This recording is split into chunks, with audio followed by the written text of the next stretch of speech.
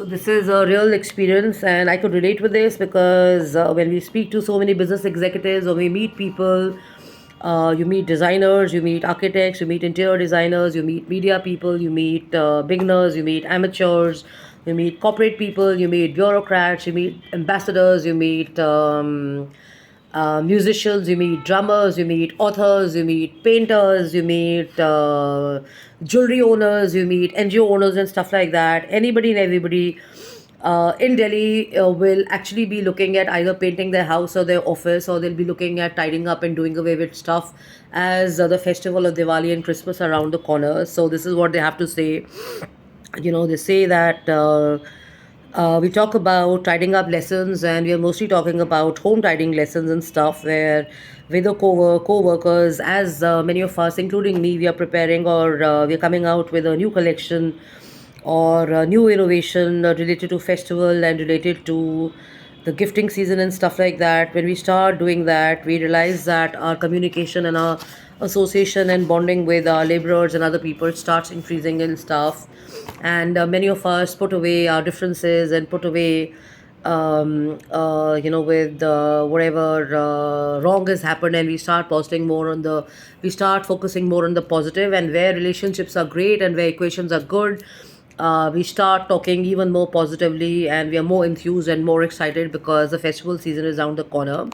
And specifically, there are days where you feel the day has been full and satisfying and it's been great, and then there are days where you feel that there's been too much of work, or there's lethargy, or you're not feeling that great, or you've had too much of work and stuff like that. So people who feel that way need to get into this process of tidying up. And when you talk about tidying up, it's not just about tidying up your office space, it's also about tidying up your mind. So you got to spend time maybe over writing or sharing or thinking through or sorting out some mess probably which is not important for you anymore.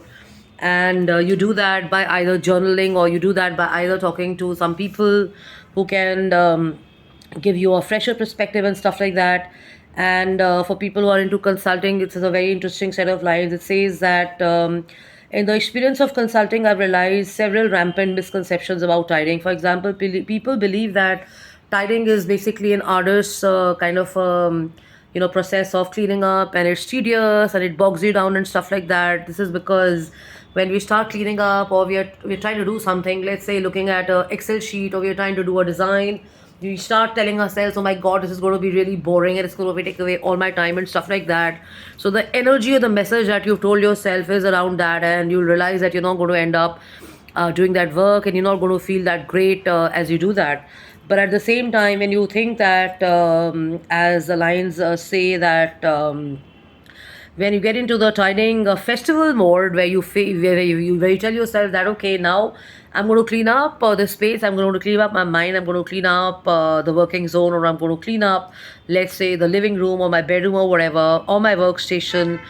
So what happens is you start re-examining what's important and what's not important. Okay, so like we recently got our furniture done at home, and we realized that as we were tidying up and cleaning up, what are the important things to hold on to, and what are not the things that are important for me. And it's not necessary that what's personal for me will be personal for people around me and stuff, because as we're evolving, as we're growing, or as time is passing by, we tend to do away with some stuff, and we want to stay close to certain stuff and stuff. So this is exactly what the book is also saying, that when you're basically looking at cleanliness or cleaning up, you got to ask yourselves two questions. If I'm cleaning, or if I'm sorry, letting go of this particular item, or letting go of this particular outfit, or letting go of this particular piece of furniture, how is it that I'm going to feel?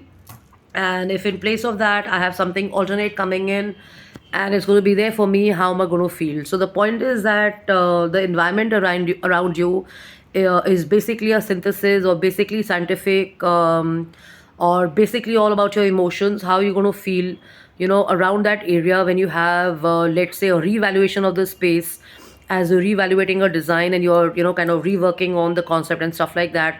So how will a work of art look? Maybe a picture here, maybe removing the old photo frames, maybe doing away with the older furniture and getting something new.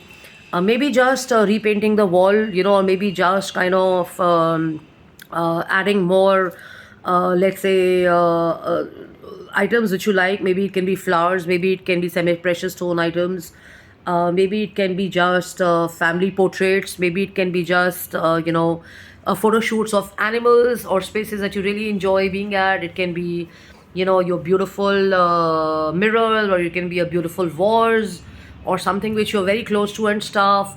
A lot of people like to have statues. Say, for example, in my case, I have, I love well finished items. So, in the last 2 3 days, I've basically got hold of this one, what do you call, solution where you just spray and you kind of revamp the older statues and stuff. So both me and my parent and me, we are both enjoying doing that. And a lot of items where we put in our energy and our time and of course our money, and we travel distance to pick that up, looks new now, so you can do all of that. And as you do that to your um, physical objects around you and in the office and stuff, you could carefully look at the thoughts and emotions which you like to hang on to and not hanging to.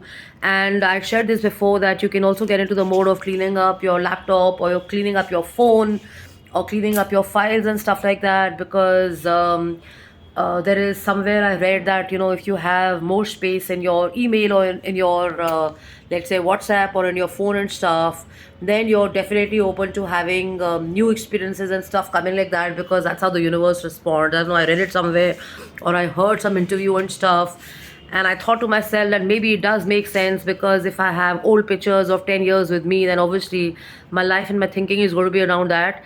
And if I want to invite something new, and I kind of do away with those pictures, and I leave space for new experiences and new moments and new memories and new times, and obviously I'm going to have more space in my phone. So automatically, or uh, in an emotional or a different manner, I kind of start getting into that mode of creating new. So at the end of it, this author just like me also emphasizes that, your work life and your love life or your personal life is to spark joy.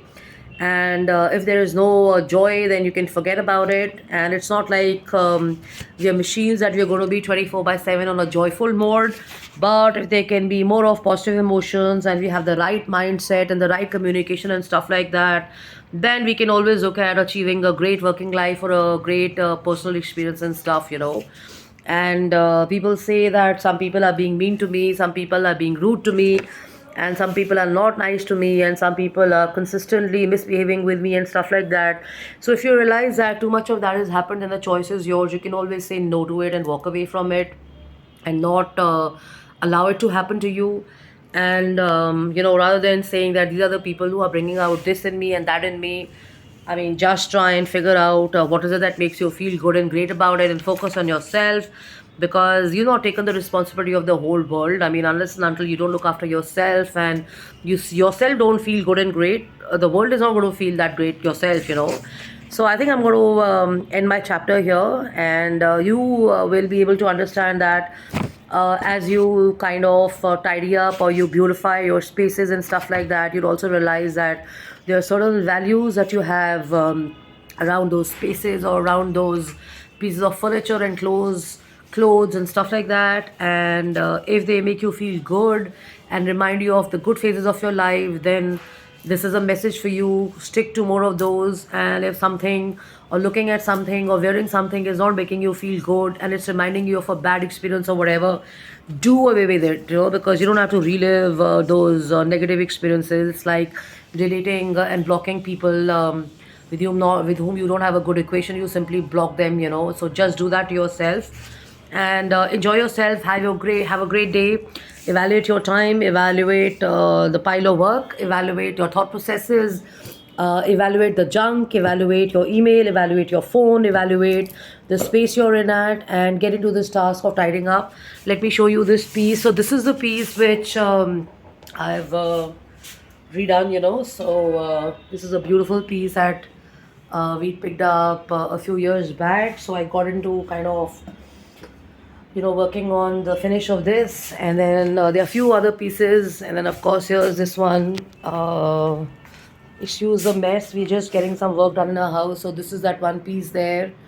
So similarly here, uh, these two, these three, four pieces and stuff, so this is all reworked. So if you spend your time focusing on stuff which makes you feel good and you love doing, you're going to enjoy your day. I'm Jasleen Kapani. I'm the founder and CEO. I'm on jaseenkapani.im@gmail.com. So if you'd like to write into me and get in touch with me, please feel free. And thank you so much for understanding that I'm not able to reply and speak immediately because I may be taken in and stuff. So I really appreciate the fact that you're messaging me, and I can get back to you whenever I'm comfortable and stuff. So that's a great sign of regarding someone's time and space. So thank you everybody for your likes, and thank you so much for a few people who visited my YouTube. I'm so excited. I mean, I was just using my time, when I was not feeling well and stuff, just to kind of voice out my thoughts and airing and stuff like that. And somebody messaged me and said they're following my YouTube. So thank you. I mean, I'm not spending any time and energy and space on marketing myself. That I'm just genuinely telling my shorts. So a special thanks to my first viewer there. Thank you so much, and you have a great day. And everybody enjoy yourself. Yeah, love and luck. Take care. Bye bye.